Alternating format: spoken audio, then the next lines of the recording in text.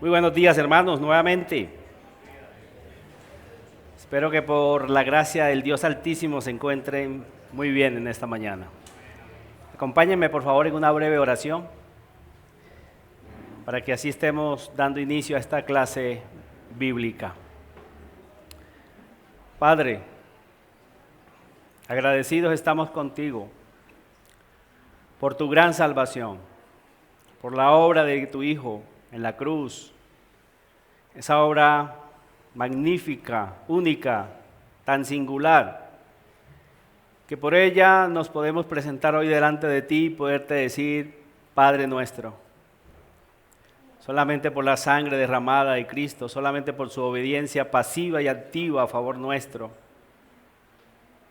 el cielo se abrió para nosotros y hoy podemos invocar tu nombre, hoy podemos aprender de tu palabra, hoy podemos amarte, podemos servirte, hoy podemos hacer buenas obras, porque tú has purificado nuestro corazón, tú has puesto tu ley en nuestras vidas y estamos conscientes de que todo lo tenemos que hacer para la gloria tuya. Te suplicamos tu gracia en todas estas clases y pedimos que nos sigas edificando para seguir siendo conformados a la imagen de tu Hijo. Te lo rogamos en su gran nombre. Amén. Bien, hermanos, rápidamente el tiempo pasa volando. Vamos a leer nuevamente el capítulo 38 de nuestro libro del Génesis. No lo vamos a explicar todo, obviamente, ya explicamos este capítulo, lo desarrollamos en 4 encabezados, ya desarrollamos los 3 primeros, vamos a desarrollar el último y vamos a ver un poco las implicaciones que tiene este texto para que podamos nosotros salir ministrados en esta mañana de este lugar. Dice así el capítulo 38 del libro del Génesis, lo voy a leer lo más rápido posible, pero ustedes me van a seguir ahí en la lectura, por favor. Aconteció en aquel tiempo que Judá se apartó de sus hermanos y se fue a un varón adulamita que se llamaba Hira. Y vio allí Judá la hija de un hombre cananeo, el cual se llamaba Súa, y él la tomó y se llegó a ella. Y ella concibió y dio a luz un hijo y llamó su nombre concibió otra vez y dio a luz un hijo y llamó su nombre Onán. Y volvió a concebir y dio a luz un hijo y llamó su nombre Sela. Y estaba en Kesib cuando lo dio a luz. Después Judá tomó mujer para su primogénito la cual se llamaba Tamar. Y el primogénito de Judá, fue malo ante los ojos de Jehová y le quitó Jehová la vida.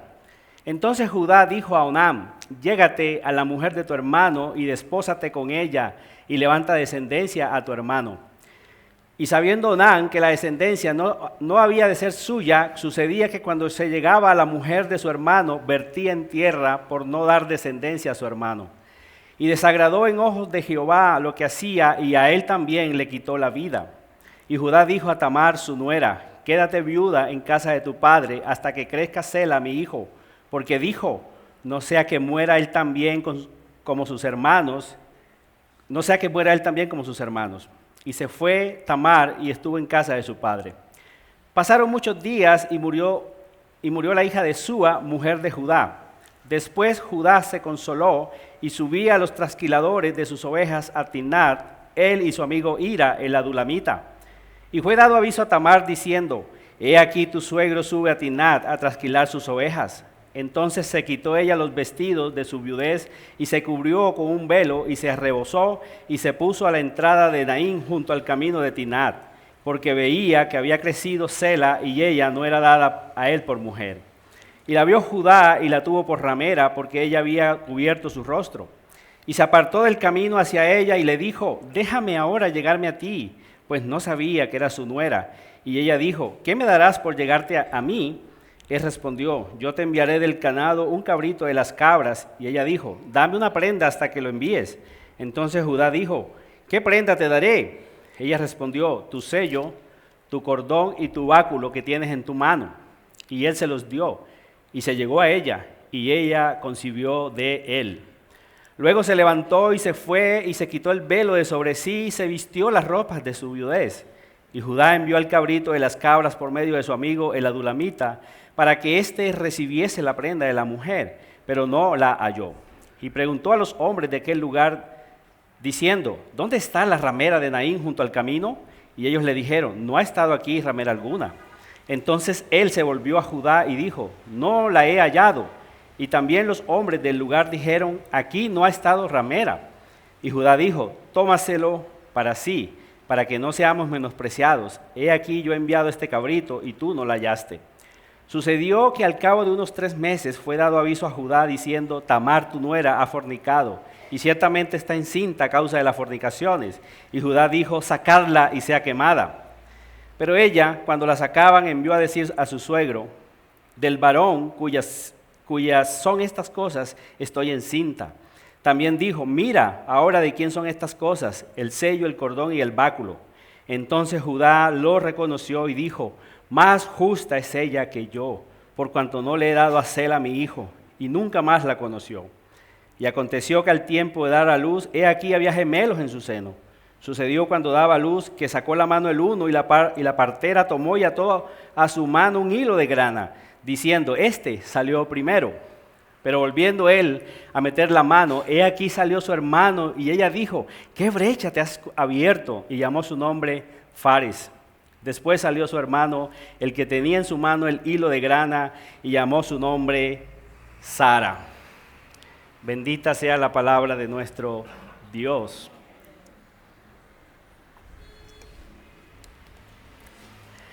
Solamente leyendo para recordar. Acuérdense que avanzamos en la clase pasada. El título que le colocamos a esta porción de la Escritura fue Judá, Tamar y Fares y la elección soberana de Dios. Judá, Tamar y Fares y la elección soberana de Dios. Habíamos dicho como introducción en la clase pasada que este pasaje irrumpe abruptamente la historia de José. Eso se lo mostramos la clase siguiente, la clase anterior, ¿cierto? Veníamos en el capítulo 37 narrando acerca de José, pero viene el capítulo 38 e irrumpe abruptamente esa historia, y de la misma manera como ella interrumpe o irrumpe abruptamente en la historia bíblica, de esa misma manera desaparece. Es una historia que aparece abruptamente y desaparece abruptamente, porque en el capítulo 39 va a continuar Moisés, que es el que está relatando este hecho, es el que está escribiendo este libro, va a seguir y va a continuar entonces con la historia de José en Egipto. Y habíamos dicho que eso tiene un porqué. Habíamos establecido la vez pasada que todos los pasajes de la Escritura quedaron exactamente donde Dios quiso que quedaran. Y este pasaje tiene esa connotación muy especial, y mirábamos, y cuando llegamos al Salmo 78, los versículos 67 y 68, podemos encontrar ahí mucha claridad acerca de este pasaje. ¿Por qué está este pasaje ahí? Es porque Dios está mostrando que está desechando la tienda de José, la casa de José. La está desechando para que no pertenezca a la línea genealógica de su hijo. Está desechando al perfecto José, al íntegro José, y está escogiendo soberanamente al pecador de Judá. Y es el pecador de Judá el que va a ser parte de la línea genealógica donde van a ser Jesús, el Mesías, llamado el Cristo de Dios. ¿Cierto? El Salmo 78, versículos 67 y 68 dice, ¿cierto? Desechó la tienda de José y no escogió la tribu de Efraín. Efraín también es uno de los hijos de José, sino que escogió a la tribu de Judá, el monte Sión, el cual él amó. Y podemos establecer, hermanos, que la historia de redención no es una historia de amor humano. Eso lo había dicho en clases anteriores. La historia de la redención, la historia de Cristo, la historia de su familia, no es una historia de amor humano. Jacob ama a José, es el hijo de su vejez. Sin embargo, el amado por Dios para que esté en la línea genealógica de su hijo, es el pecador de Judá. Porque no es una historia de amor humano, es una historia de amor divino. Y eso para nosotros tiene que ser de mucho aliento, porque todos tenemos oportunidad con ese Dios. ¿Qué tal que fuera amor humano? ¿Qué tal que fueran los hombres que escogieran? Pero es Dios quien escoge. Por eso este pasaje tan crudo, esta escena tan llena de pecado, muestra esa total depravación humana, pero también está mostrando la soberanía y la misericordia de Dios con Judá, uno de los padres también de la nación de Israel, en cierta manera podemos decir eso, pero también muestra este pasaje anticipadamente que el Evangelio, Dios, como se lo había prometido a Abraham, lo iba a extender a todas las naciones del mundo. Y es la primera mujer, si han notado el pasaje, es la primera mujer cananea que Dios atrae, y no solamente la atrae para que sea salva y esté en su pueblo, sino que la atrae, hermanos, milagrosamente, soberanamente, por su pura gracia, la atrae para que esté en la línea genealógica de su propio hijo. Y eso es maravilloso. Eso es maravilloso, eso es un premio, hermanos.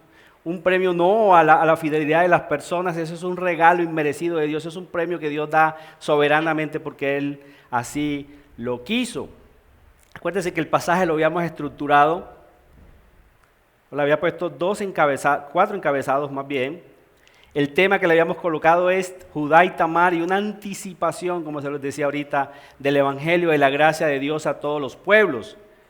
Habíamos establecido también en la clase pasada que Tamar ilustra claramente el plan redentor de Dios que se extendía más allá del pueblo de Israel, es decir, también a los gentiles. Dios estaba cumpliendo aquí anticipadamente lo que le había dicho a Abraham en Génesis 12, del 2 al 3, ¿cierto? Él llama a Abraham y le dice: Abraham, yo voy a hacer tu descendencia como las estrellas que están en el cielo, y en ti serán benditas todas las familias de la tierra. Y Dios está anticipando aquí en el capítulo 38, trayendo a Tamar la cananea, una incircuncisa, una pecadora, la está atrayendo a su pueblo, y eso es una anticipación de lo que ya Dios obviamente va a establecer más claramente con la venida de Cristo, cuando el Evangelio se extiende a todas las naciones. Pero Dios está anticipando aquí esa gran bendición, hermanos.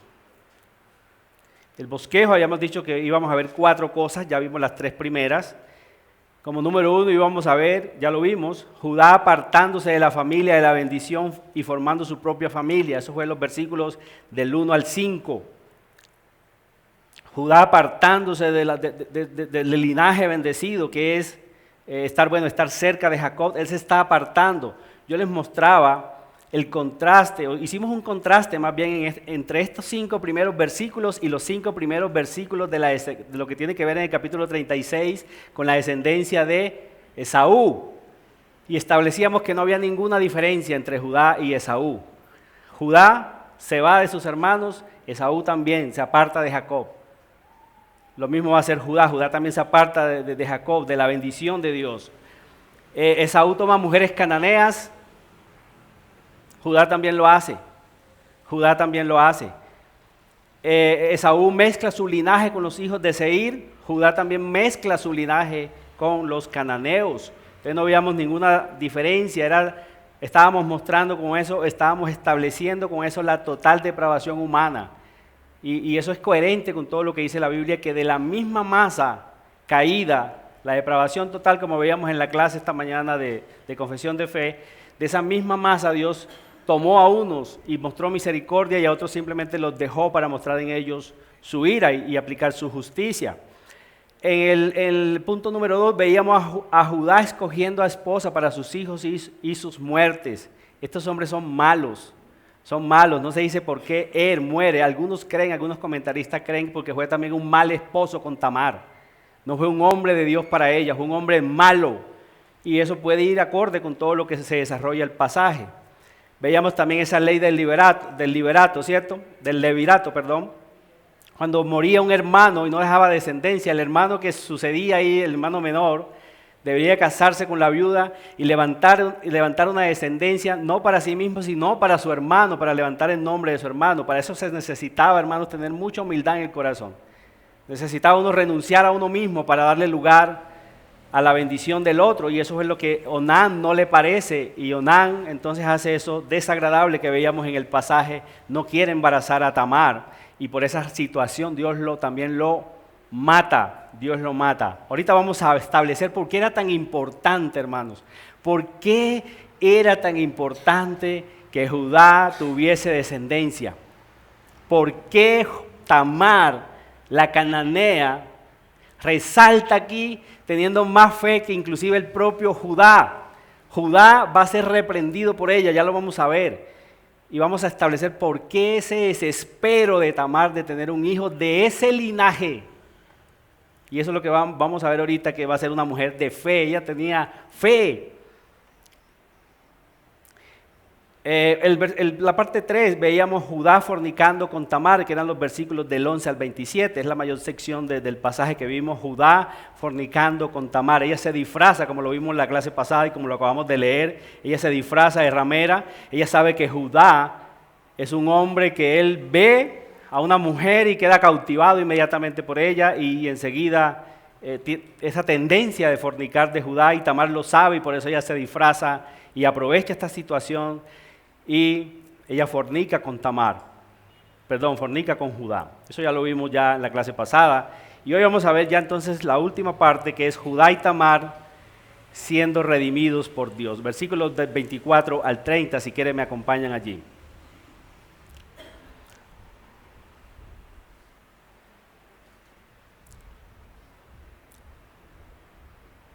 Esa primera parte que veíamos, yo les decía que era la parte negra del pasaje. Las tinieblas vimos primero. Yo les decía que siempre, por lo general, vienen primero las malas noticias para después venir las buenas noticias. Perdón, hermanos, que aquí me embolateé un poquito con la... Ok. Versículo 24. Aquí la historia va a tener un giro totalmente dramático. Ya había tenido un giro la historia cuando ella se disfraza y fornica con Judá, Tamar, estamos hablando de Tamar, pero aquí va a tener el último giro dramático la historia. Miren el versículo 24. Sucedió que al cabo de unos 3 meses fue dado aviso a Judá diciendo: Tamar, tu nuera, ha fornicado. Muy probablemente fue Hira, el mejor amigo que él tenía, que era un adulamita también, un hombre no regenerado.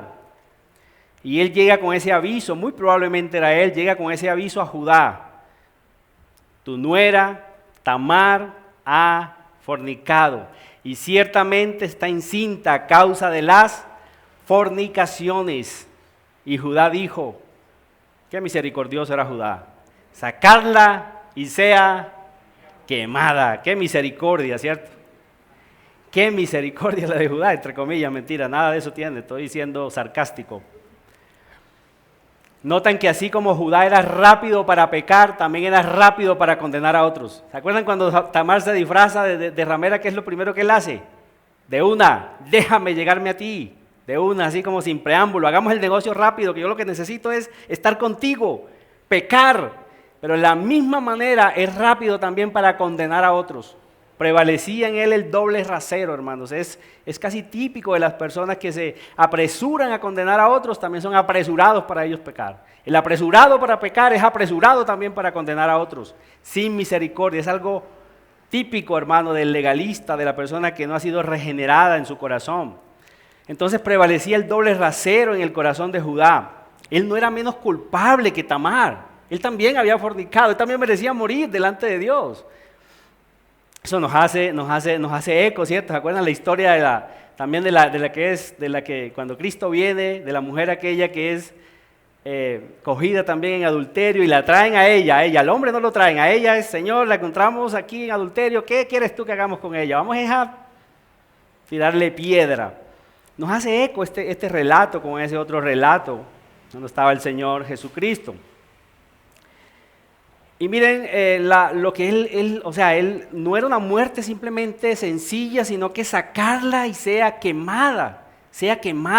Esta pena capital se va a legislar en la ley de Moisés más adelante, la vamos a ver legislada, sobre todo en el libro de Levítico. Esa manera de morir, Dios estableció varias penas de muertes, pero la mayoría eran apedreados, pero esta de ser quemada una persona solamente para 2 casos especiales.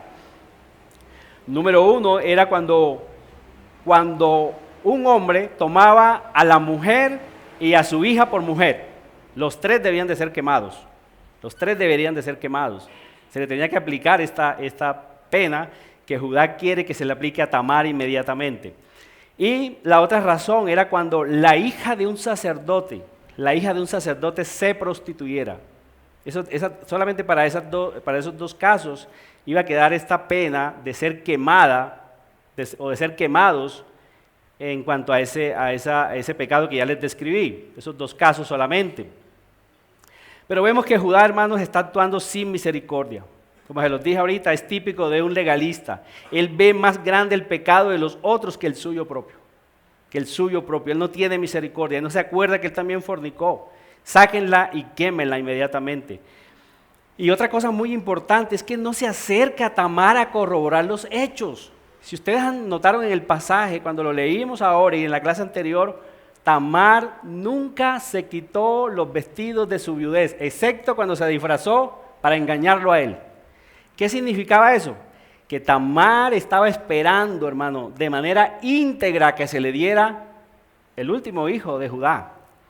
Vestir de negro era ella de identificarse con la viudez, ¿cierto? Con la viudez, pero también era una manera de ella decir, no estoy esperando a ningún hombre, ¿cierto? De afuera, quiero casarme con este linaje, quiero unirme a este linaje. Todos los hombres deberían de alejarse de ella. La ropa que ella tenía, la ropa de su viudez, eso era lo que tenía que producir en los hombres. Y era una manera de ella guardarse íntegra. Y Judá ni siquiera indaga, no se acerca a ella. Venga Tamar, ¿qué pasó? Usted es una mujer íntegra. Él no se acerca, él de una. Sáquenla y quémenla. Eso también, esta historia nos hace eco con un descendiente de Judá muy prominente, un rey muy prominente que va a tener la nación de Israel, con el cual Dios va a hacer pacto también, ¿se acuerdan? El gran David. El gran David también ve a Betsabé de la misma manera como es el corazón de Judá, es el corazón de David.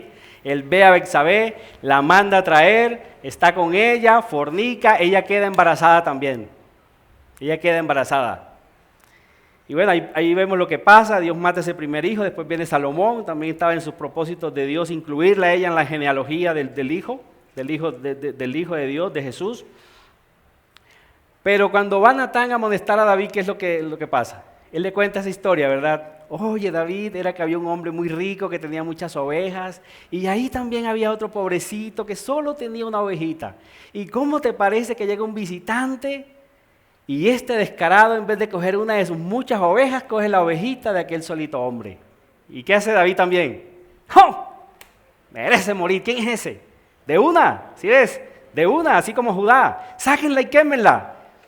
Cuando Natán le dice, ese hombre eres tú. Dicen por ahí que cuando apuntamos con un dedo al otro, no nos damos cuenta que hay por lo general 3 apuntándonos hacia nosotros. Él es el culpable, no este. Este dice, no, yo me mantengo neutro, pero estos 3 apuntan. El culpable eres tú. Eso es lo que está haciendo Judá aquí. Es rápido, hermano. Sáquenla y quémenla. No indaga en el corazón de esta mujer. Esta mujer había mostrado su integridad al mantenerse en cierta manera pura, esperando la promesa de que ella tenía que ser dada a Sela, que era el último hijo de Judá. Versículo 25. Pero ella, cuando la sacaban, menos mal que Tamar hizo eso, fue astuta, envió a decir a su suegro, del varón cuyas son estas cosas estoy encinta. También dijo, mira ahora de quién son estas cosas, el sello, el cordón y el báculo. Cosas muy distintivas en Judá. Y aquí está el versículo clave para nosotros entender esta historia. El versículo 26. Este es el punto pivote, si así se puede decir, de esta historia, el versículo 26. Entonces Judá los reconoció y dijo, más justa es ella que yo, por cuanto no le he dado a Sela mi hijo, y nunca más la conoció. Inclusive esa última frase que dice, y nunca más la conoció, cuando nosotros seguimos leyendo la historia, de Judá no se va a narrar que tuvo más hijos, no se va a narrar que tuvo más esposa. Se cree que él se mantuvo en ese estado de soltería toda su vida. Solamente cuando vemos en primera de Crónica, el primer libro de Crónicas, vamos a ver que en la genealogía de Judá solamente se registran estos 5 hijos, los 2 que mueren, Er y Onam, Sela, que es su último hijo, y estos 2 que tiene con Tamar, Fares y Sara. Se cree que él se quedó soltero toda su vida.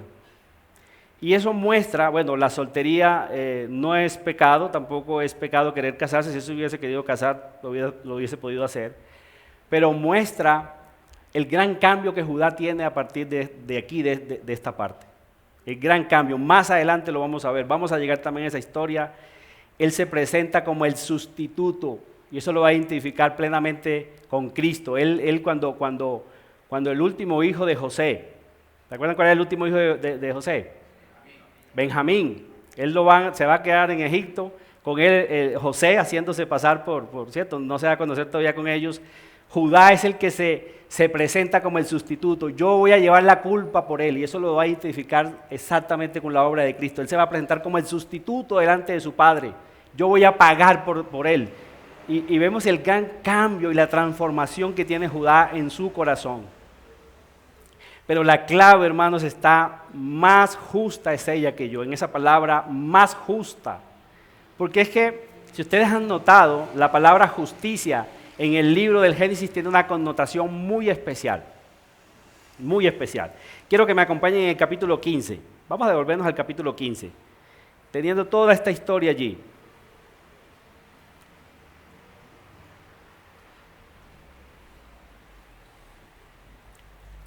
Aquí va a aparecer la justicia, la palabra justicia, y miren en qué contexto se va a dar. Después de estas cosas vino la palabra de Jehová a Abraham en visión, diciendo: no temas, Abraham, yo soy tu escudo y tu galardón será sobremanera grande. Y respondió Abraham, Señor Jehová, ¿qué me darás siendo que así ando sin hijo?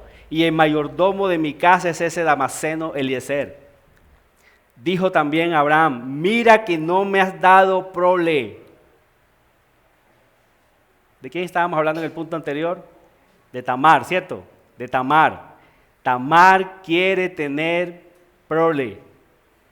Ese es el reclamo también que Abraham le está haciendo aquí a Dios. Mira que no me has dado prole, y he aquí que será mi heredero un esclavo nacido en mi casa. Luego vino a él palabra de Jehová diciendo: no te heredará sino un hijo tuyo será el que te heredará. Un hijo tuyo.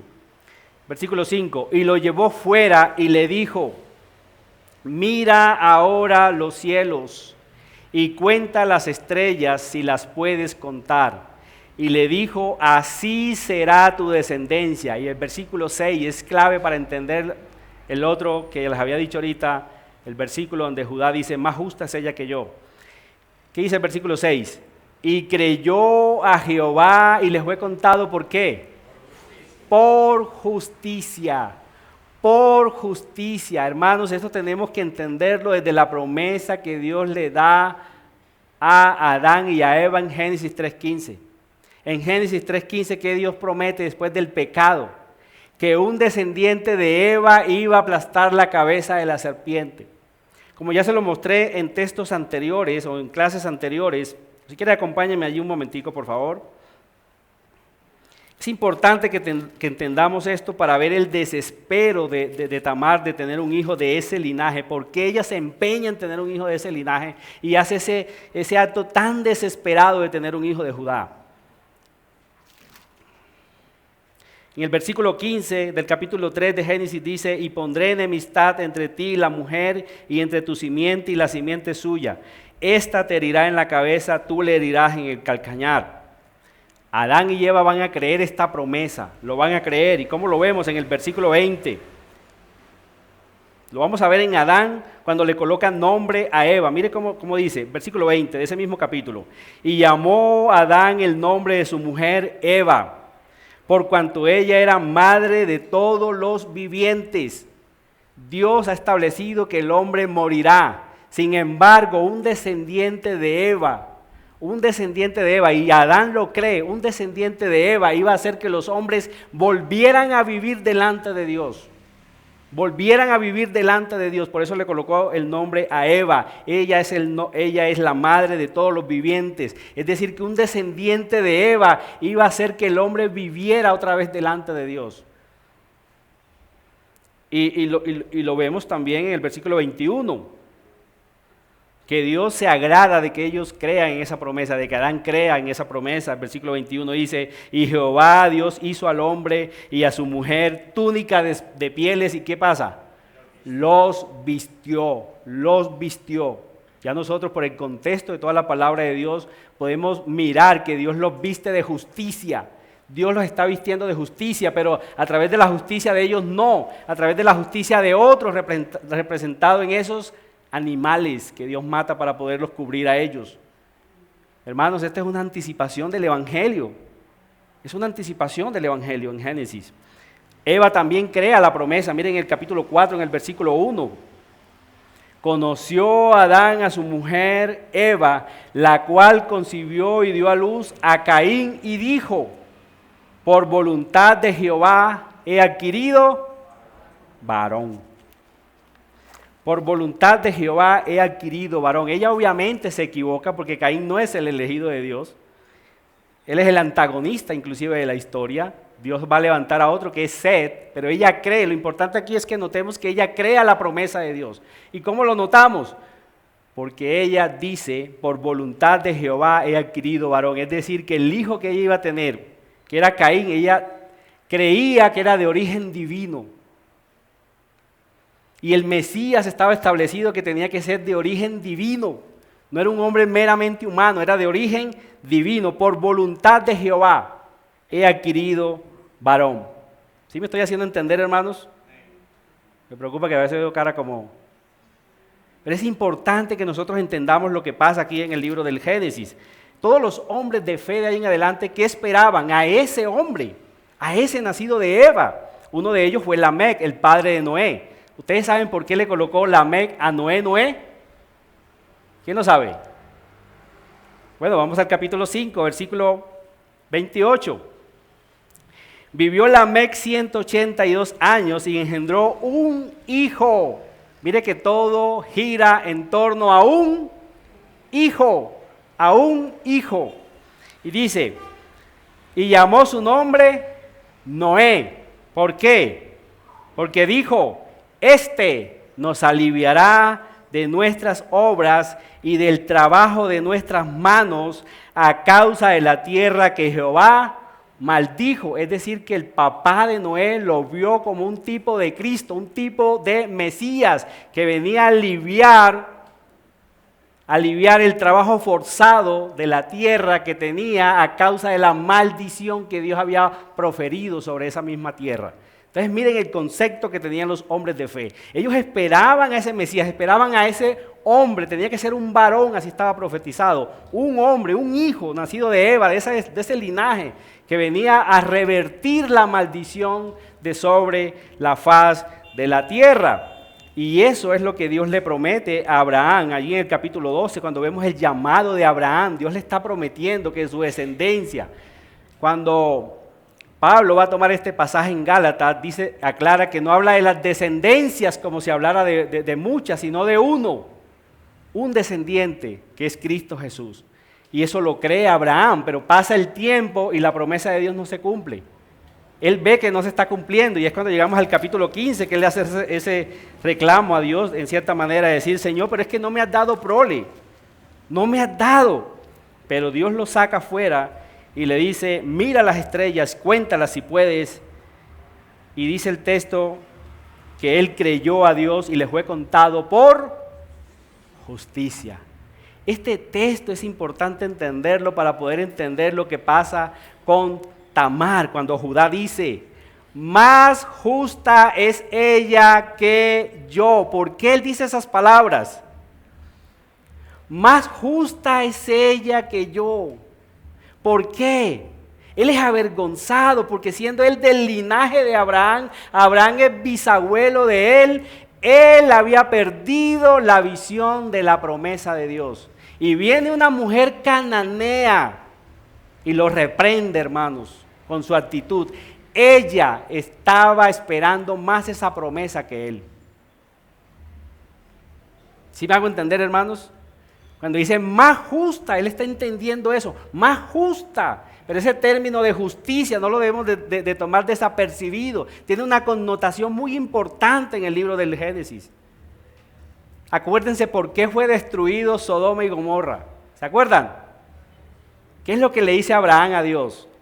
Venga, Señor, ¿qué tal que en Sodoma y Gomorra hayan 50 justos? ¿Destruirás tú los justos con los injustos? Lejos de ti de hacer eso. ¿Se acuerdan? Esa palabra justicia en Génesis tiene mucha connotación. Tener justicia en el libro del Génesis es ser librado de la ira. Y Abraham se lo va reduciendo, hermanos, hasta el punto de que él le dice, quizás hayan 10 justos, 10 que creyeran en la promesa de Dios en Sodoma y Gomorra, hubiesen evitado que Dios destruyera esa nación. Pero ya sabemos por el contexto de la Escritura que justo no hay ni siquiera uno. Es Dios quien imputa soberanamente su justicia al hombre cuando el hombre cree a través de la fe en la promesa. En la antigüedad creían en la promesa de que un descendiente iba a venir e iba a aplastar la cabeza de la serpiente. Y esto es lo que Tamar la cananea está creyendo. Por eso el acto desesperado de ella, hermanos. Ella, por alguna circunstancia, el pasaje no lo relata. Pero Judá, con todo lo malo que se estaba aportando, es muy probable que Judá haya contado esa historia. Mi abuelo, Dios se le apareció y le dio una promesa de que un descendiente de él, de su linaje, iba a venir y iba a bendecir a todas las familias de la tierra. Y por la razón maravillosa de la gracia de Dios, Tamar lo cree. Y ella ve la única oportunidad de salvación de su vida. La única oportunidad de cambiar su destino es pertenecer a ese linaje. Es tener fe en esa promesa. Y podemos criticar y podemos obviamente desaprobar, hermanos, el medio. O sea, la intención de ella era buena, más la intención buena, ¿cómo se dice? La intención buena más los medios no fueron los adecuados. Pero lo que podemos rescatar de ella es ese corazón lleno de fe que ella tiene, hermanos. Ella está creyendo más a la promesa que el propio Judá. Por eso él dice, más justa es ella que yo. Ella tiene la promesa más que Dios le dio a mi bisabuelo Abraham. La tiene más presente que yo. Yo la he perdido. Y por eso el gran Judá, hermanos, es reprendido, pero a través de esa reprensión que él tiene por esta mujer cananea llamada Tamar, su vida va a ser transformada radicalmente de aquí. Vamos a ver de aquí en adelante un Judá transformado. Lo vamos a ver en el capítulo 49 que su padre Jacob da una profecía muy especial sobre él. Muy especial, no quiero adelantarme, vamos a llegar allí. Pero vamos a ver que los sueños que tiene José, de que sus hermanos se postraban hacia él, en realidad era algo restringido hacia él. Esa bendición más amplia era para Judá. Judá, el cetro no se apartará de ti. El cetro no se apartará de Judá hasta que aparezca Silo, hasta que aparezca el descendiente, el elegido, y su cetro lo tendrá para siempre. Eso es importante que nosotros vayamos entendiendo eso, ya llegaremos allí. Los versículos que siguen, versículo 27. Y aconteció que al tiempo de dar la luz, he aquí había gemelos en su seno. Otra vez el tema de los gemelos, ¿cierto? Y esa guerra otra vez en el vientre allí de Tamar. Sucedió que cuando daba luz, que sacó la mano el uno, y la partera tomó y ató a su mano un hilo de grana, diciendo, este salió primero. Pero volviendo él a meter la mano, he aquí salió su hermano, y ella dijo, ¿qué brecha te has abierto? Y llamó su nombre Fares. Después salió su hermano, el que tenía en su mano el hilo de grana, y llamó su nombre Sara. Un milagro vemos aquí. Las mujeres pueden dar fe de esto. Yo creo que cuando un hijo ya está en el canal, ¿cierto? En el canal de parto, por así decirlo, un cuasimédico que tenemos aquí. Para un niño volverse atrás, hermanos, eso es un milagro. Pero es como si Fares hubiera tomado a Sara, sacó la mano primero, pero es como si lo hubiera cogido de los pies y dijo, olvídate, tú no vas a salir primero, voy a salir primero yo. Fue algo milagroso. Vemos aquí, hermanos, la elección soberana de Dios. Fares salió de manera milagrosa primero y por eso precisamente le colocan el nombre de Fares, diciendo, ¿qué brecha te has abierto? Y si notamos, hermanos, todo este pasaje lo podemos aplicar y decir, ¿qué brecha te has abierto? Judá, ¿qué brecha te abriste por encima de José? Cuando uno comienza el capítulo 37, uno pensaría que el elegido es José, con esas características de José. Uno pensaría que es él, pero se mete el capítulo 38, hermanos, a hablarnos del pecado de Judá y su redención. Judá se abre brecha en cierta manera también sobre José. Pero también vemos aquí, hermanos, a Fares en el pasaje abriéndose brecha sobre su hermano, pero también vemos a Tamar abriéndose brecha por su fe y metiéndose en el linaje escogido por Dios. Este pasaje trata de eso, hermanos. ¿Qué brecha te has abierto? ¿Qué brecha te has abierto? Judá se abrió brecha sobre José. Tamar se va a abrir brecha por su fe y se va a meter en el linaje escogido. Fares se va a abrir brecha sobre Sara. Es algo milagroso, estupendo lo que vemos aquí. Hermano, y cuando vemos la historia bíblica, llegamos al libro de Ruth. La historia de Ruth. Vamos a abrir ese libro allí un momentico. Jueces, Ruth, tiene solamente 4 capítulos. Pasan cerca de 800 años. Y este capítulo que queda aquí inconcluso, que uno no sabe, bueno, por qué esa historia está ahí, desaparece de la misma manera, ese linaje de Fares vuelve a aparecer en este hermoso libro, y es la razón por la cual está aquí. En el capítulo 4, en el versículo 18, han pasado cerca de 800 años, el Espíritu Santo toma providencialmente al escritor de este libro y sigue exactamente esta historia donde fue dejada. Miren el capítulo 4. Versículo 18, estas son las generaciones de Fares. Fares engendró a Esrón, Esrón engendró a Ram, y Ram engendró a Aminadab, Aminadab engendró a Nazón, y Nazón engendró a Salmón, Salmón engendró a Boz, y Boz engendró a Obed, Obed engendró a Isaí, e Isaí engendró a David. Es decir, sigue exactamente donde dejó el capítulo 38. A alguien le preguntaron una vez diciendo, venga, ¿usted por qué cree en la Biblia? Ese hombre simplemente respondió, porque la he leído. Pensé que se iban a estremecer más. ¿Por qué creemos nosotros en la Biblia, hermanos? Porque la hemos leído. ¿Cómo ella encaja, hermano? Han pasado cerca de 800 años y el Espíritu Santo toma esa historia donde la dejó y la vuelve a traer acá para mostrar que viene otro hombre prominente de este linaje y es David. ¿Se acuerdan de David? Y miren cómo el escritor santo de Ruth trae a Tamar a colación aquí en este texto. Miren el versículo 12. El versículo 12, para que vean ustedes cómo la historia está relacionada. Cómo Ruth también la moabita, otro linaje, lejos de Dios, lejos de los pactos, cómo ella también va a ser acercada al linaje del Hijo de Dios. ¿Se dan cuenta cómo las historias están entrelazadas unas con otras? Vemos en el primer capítulo cómo esta hermosa historia es una historia de redención también.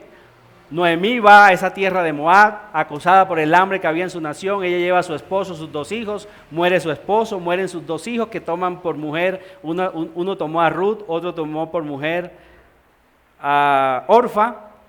Ellos también mueren, ellas quedan solas otra vez, Noemí con sus 2 nueras. Noemí se va a devolver a su región, a Belén. Estas mujeres la siguen hasta cierta manera. Noemí les dice, devuélvanse, hijas mías, váyanse a su casa. La una se devuelve, que es Orfa, esa no le tienen que insistir mucho, se devuelve a sus dioses, a su casa, pero Ruth no lo hace.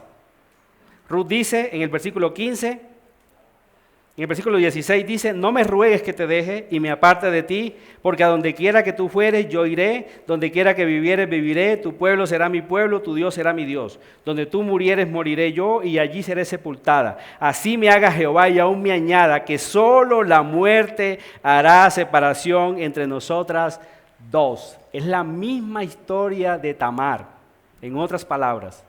Es lo que está diciendo Tamar en su contexto.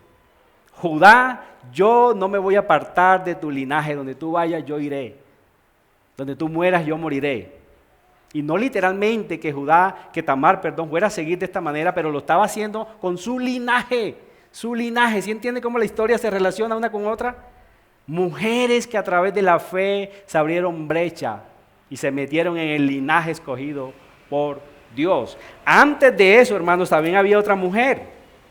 El papá del que se casa con Ruth, que es Salmón, ¿de quién es hijo? De Rahab. ¿Y quién era Rahab?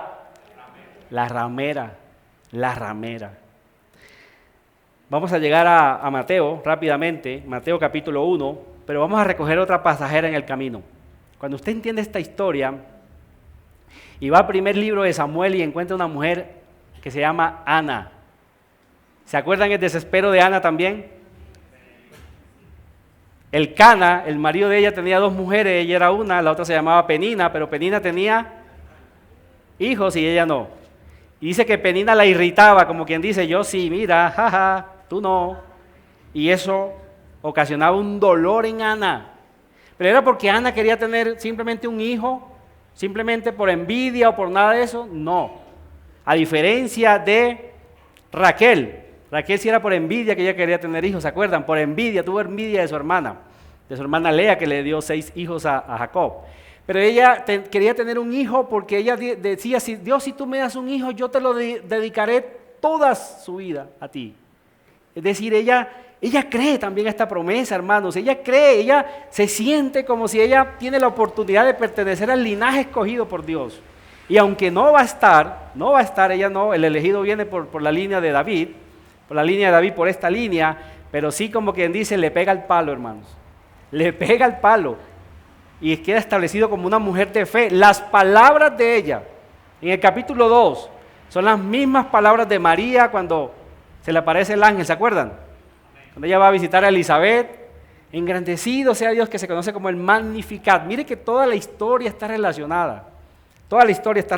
Entonces ya recogiendo esa pasajera, vamos a Mateo capítulo 1. Toca andar más rápido, yo no sé cuándo ese reloj llegó ahí ya. Capítulo 1, los versículos del 1 al 6. Miren cómo comienza, por eso Mateo comienza de esta manera la genealogía de Cristo. Libro de la genealogía de Jesucristo, hijo de David, hijo de Abraham. Eso en el contexto judío era muy importante. Identificar al Mesías con hijo de Abraham, hijo de David. Abraham engendró a Isaac, Isaac a Jacob y Jacob a Judá y a sus hermanos. Versículo 3. Judá engendró ¿de quién? De Tamar a Fares y a Sara. Fares a Esrón y Esrón a Aram. Aram engendró a Aminadab, Aminadab a Nazón y Nazón a Salmón. Salmón engendró ¿de quién? De Rahab a Boz. Boz engendró de Ruth a Obed. Y Obed a Isaí. Isaí engendró al rey David y el rey David engendró a Salomón, y esta hasta omite su nombre, de la que fue mujer de Urías. 4 mujeres, 5 mujeres con María van a estar en esta genealogía, pero miren, 4 mujeres muy pecadoras. Pero ¿cuál es lo importante aquí, hermanos? Miren el versículo 21 del capítulo 1. Miren lo que el ángel le dice a María. Y darás a luz un hijo, ya el esperado, y que todos esperaban en Génesis, un hijo, ya está aquí. y dará a luz un hijo y llamará su nombre Jesús, porque él salvará a su pueblo de sus pecados. Hermanos, el pecado de Tamar, el pecado de Rahab, el pecado de Betsabé, todo quedó borrado cuando Cristo paga definitivamente en la cruz por ellos. Qué pecado tan desastroso vimos en esta parte. Qué pecado tan asqueroso. Tamar vistiéndose de prostituta, disfrazándose para engañar a su suegro, eso prácticamente es un incesto. Pero Charles Spurgeon dijo en una ocasión que de la misma manera como las aguas cubrieron hasta el último monte, hasta el monte más alto de la tierra, de la misma manera la sangre de Cristo cuando fue derramada cubrió hasta el más grande de todos nuestros pecados. Esa es la historia de la redención. Ese capítulo 38 por eso es importante, es una anticipación del Evangelio de la gracia a todos los pueblos. Y aquí queda establecido, hermano, en este capítulo 38, que la única manera de nosotros alcanzar justicia por Dios es la misma manera como Pablo va a describir en Romanos y Gálatas, a través de la fe, no hay otra manera. A través de la fe en el Hijo de Dios. Miren en Gálatas, vamos a ver esta última partecita, no sé si hay preguntas, hermano, no creo que las alcance a responder, me disculpan. Gálatas en el capítulo 3, versículo 6 dice, y así Abraham creyó a Dios y le fue contado por justicia. Sabed por tanto que los que son de fe, estos son hijos de Abraham, Tamar, se mete allí. Dice, y la Escritura, previendo que Dios había de justificar por la fe a los gentiles, dio de antemano la buena nueva a Abraham, diciendo, en ti serán benditas todas las familias de la tierra, todas las naciones, ¿cierto? De modo que los que son de fe son bendecidos con Abraham el creyente. Y si volteamos la página en el versículo 24 dice, de manera que la ley ha sido nuestro ayo para llevarnos a Cristo a fin de que fuésemos justificados por la fe. Pero venida la fe ya no estamos bajo ayo, pues todos sois hijos de Dios por la fe en Cristo Jesús, porque todos los que habéis sido bautizados en Cristo, de Cristo estáis revestidos. Ya no hay judío ni griego, no hay esclavo ni libre, no hay varón ni mujer, porque todos sois uno en Cristo Jesús. Y eso es lo que Dios está anticipando allá en el capítulo 38 de nuestro hermoso libro del Génesis. ¿Qué tenía que entender el pueblo de Israel en el desierto? Que ellos eran hijos de fornicación. Y eso tenía que llevarlos a tener humildad y fe en el Hijo de la promesa. ¿Se acuerdan ustedes los encopetados judíos que le dijeron un día a Jesús? Nosotros no somos hijos de fornicación. ¿Estaban mintiendo? Sí eran. Necesitaban a Cristo, necesitaban tener fe en el Hijo de Dios para poder ser salvos. ¿Qué aprendemos nosotros de este pasaje rápidamente? Sobre todo las mujeres, un público muy numeroso en nuestra congregación, son mayoría aquí. Mujer, la importancia tuya está en la fe en que tú tienes en Cristo. Esa es la importancia tuya. Y se celebraba el Día de la Mujer, ¿cierto? Día del feminismo, donde les enseñan cosas desastrosas. Sé libre, libérate, no te dejes oprimir. No se dejen engañar nunca de eso. El verdadero valor de ustedes está en la fe que ustedes tienen en Cristo. La mujer que teme al Señor, esa será alabada. Si tú temes a Dios, crees en la promesa, tú eres alabada por Dios. Así como Tamar, más justa es ella que yo. Tamar reprendiendo a aquel que tenía las promesas a Judá. Qué importancia eso, que ustedes lo tengan en cuenta, mujeres. Para los amigos, tú necesitas hacerte brecha también por la fe.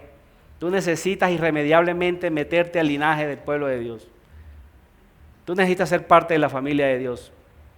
Solamente a través de la fe, solamente que vengas arrepentido en fe a Cristo Jesús, te puedes abrir brecha para ser salvo.